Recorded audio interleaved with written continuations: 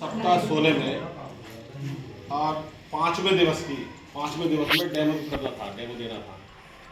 तो उसमें बात यह है कि देखिए, सबसे पहले सर्वप्रथम हम जब क्लास के अंदर जाएंगे तो अपने आप को भी देख करके जाएंगे। सभी वापस कर देना है।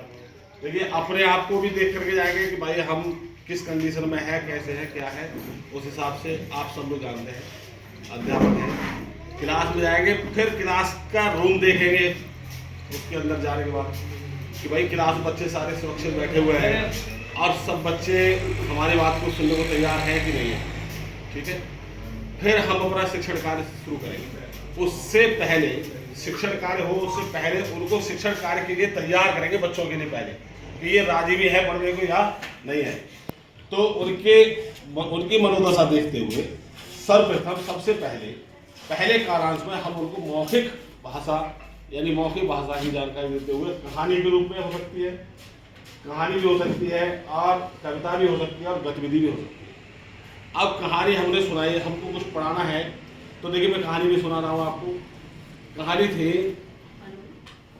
कि एक पंडित जी सुबह ही पंडित जी हल करने पर आकर के अपने खेत को जा रहे थे, खेत जोतने। जाड़े का समय था। रास्ते में एक सर्प जो है ठंड की वजह से और बेहोश पड़ा था। बेहोश की परिस्थिति मतलब वो अपना पड़ा था, ठंड से ठहर गया था रात को। उसके लिए बिल कहीं दिखाई नहीं दिया, तो वो रास्ते में पड़ा था। पंडित जी को दया आई और पंडित जी ने सोचा कि क्यों ना इसकी जान बचाई जाए।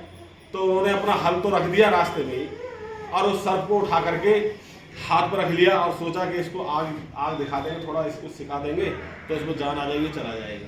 तो फिर किसान अब वो जब वो सर्प को लेके आए घर, तो उनकी जो पंडितानी थी वो रोटी बना रही थी चूल्हे पर। बोलो यार ये क्या रहा है तुम सब है, ये सर ये तो सबको खा जाएगा, हमको खा लेगा। अरे तुम पंडितानी तुम चुप रहो, तुम जाए सेक लेने दो, जाए जान बच जाएगी। सबसे पहले उन्होंने चूल्हे के आगे उसको सेका, तो सबसे पहले जब उसको होश आया तो सबसे पहले पंडित जी के हाथ में उसने काट लिया। मैं अब देखिए, ये मैंने कहानी सुनाई, इसके बाद मेरा प्रकरण शुरू होता है कि बुरी संगत में हमको नहीं रहना चाहिए। अब मेरा काम शुरू होता है। उससे पहले बच्चों के अंदर ये चीज मुझे बता देनी है।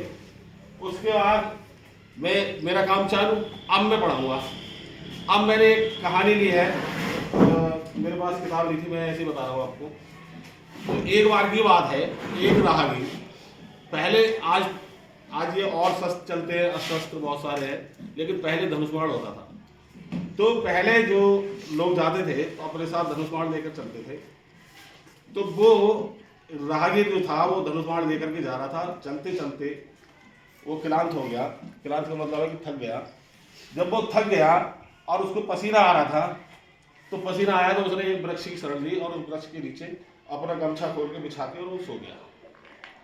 सोते सोते वहां एक पेड़ पर आकर के हंस बैठ गया और हंस ने नीचे देखा कि यार ये तो राहगीर सो रहा है और इसके ऊपर धूप आ रही है और छाया इसके ऊपर से जा रही है।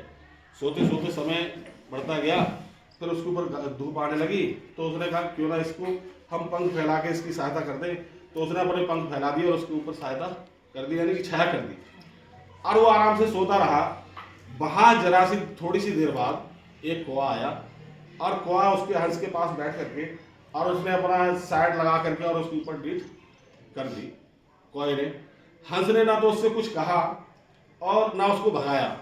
बैठे रहे हंस उनकी सहायता कर रहे थे और कौवा ने आकर के उनके ऊपर डीट कर दी। जब वो उठा तो कौवा अपना काम करके फरार हो गया। और जब वो उठा उसने देखा, ओ यार इसने तो मेरे ऊपर डीट कर दिया। उसने अपना धनुष्बाण उठाया और उसके लिए मार दिया। हंस जब मर के नीचे गिरा